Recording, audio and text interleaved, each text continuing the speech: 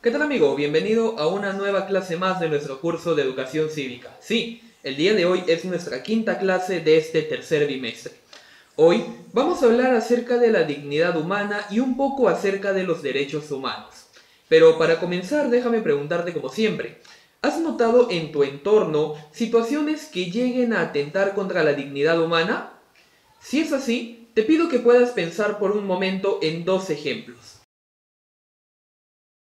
Muy bien, ahora que ya los pensaste, es muy importante hablar de este tema porque cuando hablamos de los derechos humanos, una base fundamental para ello viene a ser justamente la dignidad humana. Pero, ¿qué es exactamente la dignidad humana?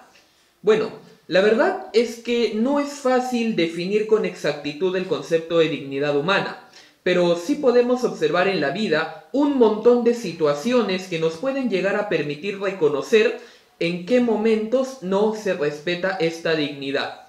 Es decir, que nosotros podemos percibir situaciones las que no son muy favorables las condiciones para la vida.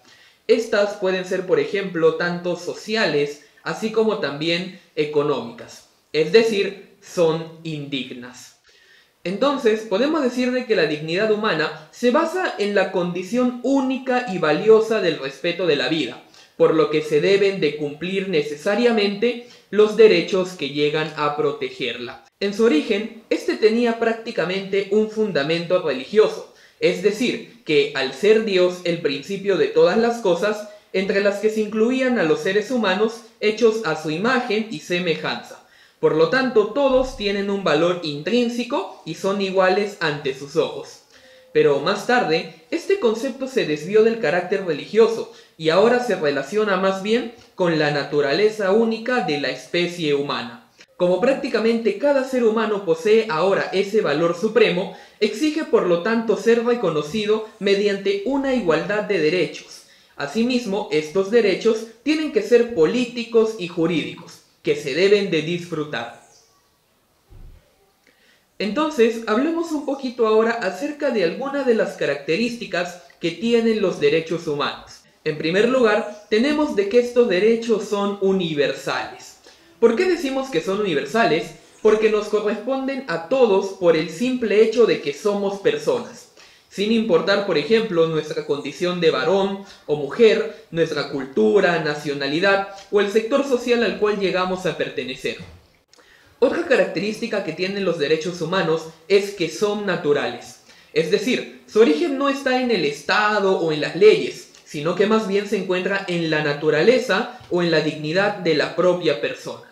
Después, otra característica es que son irrenunciables. Es decir, ninguna persona puede renunciar o tampoco ser obligada a renunciar a sus derechos, ni siquiera llegar a negociarlos. Claro, el Estado tampoco puede imponer los derechos de los propios ciudadanos. Otra de las características que tienen los derechos humanos es que son indivisibles. ¿Qué quiere decir esto? Que no se puede suprimir algún tipo de derecho sin que el resto quede o sea afectado. ¿Por qué? Porque recordemos que el ser humano es un todo, integrado tanto por su cuerpo, pensamientos, emociones y relaciones con otros seres humanos. Y eso es algo que no podemos dividir. Como quinta característica tenemos de que los derechos son inviolables. ¿Qué quiere decir esto? De que estos no pueden ser lesionados o destruidos, ya que eso prácticamente constituye un atentado contra la propia naturaleza humana. Otra de las características es que estos suelen ser acumulativos. ¿Qué quiere decir esto? De que los distintos derechos que fueron reconocidos a lo largo del tiempo no se pueden llegar a reemplazar unos con otros, sino que más bien se acumulan y además nunca dejan de tener vigencia. Y como última característica que te voy a hablar el día de hoy, tenemos de que son continuos y dinámicos, es decir, de que acompañan a las personas durante toda su vida.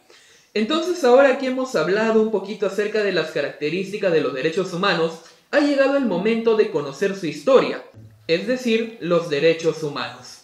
Y un acontecimiento histórico mundial que influyó esto fue justamente la Segunda Guerra Mundial. Entonces, una vez que esta contienda llegó a finalizar, se crearon diversos organismos internacionales encargados de evitar que estas atrocidades se volvieran a cometer. Es por eso que en el año 1945 los representantes de 51 estados conformaron la Organización de las Naciones Unidas, o también conocida como la ONU. Esta es una asociación internacional cuyo objetivo principal es mantener la paz y la seguridad dentro del mundo. Pero así como tenemos a la ONU, esta a su vez tiene un montón de sectores, un montón de áreas. Es así que en el año 1946 se creó lo que se conoce como la Comisión de los Derechos Humanos. Esta comisión trabajó durante 2 años con el objetivo de crear un documento que llegase a respetar las libertades fundamentales y los derechos humanos. Por ello, decidieron incluir los principios de la no discriminación, los derechos civiles, derechos políticos y también los derechos económicos y sociales. Esto se hizo durante prácticamente 2 años. Entonces ya el 10 de agosto del año 1948 se dio lo que vendría a ser oficialmente la Declaración Universal de los Derechos Humanos. Esta fue aprobada por la Asamblea General de las Naciones Unidas. Este documento logró que se llegase a permitir la internacionalización de los derechos humanos, pues prácticamente los diferentes estados llegaron a un consenso acerca de cuáles son los derechos inherentes a la dignidad humana.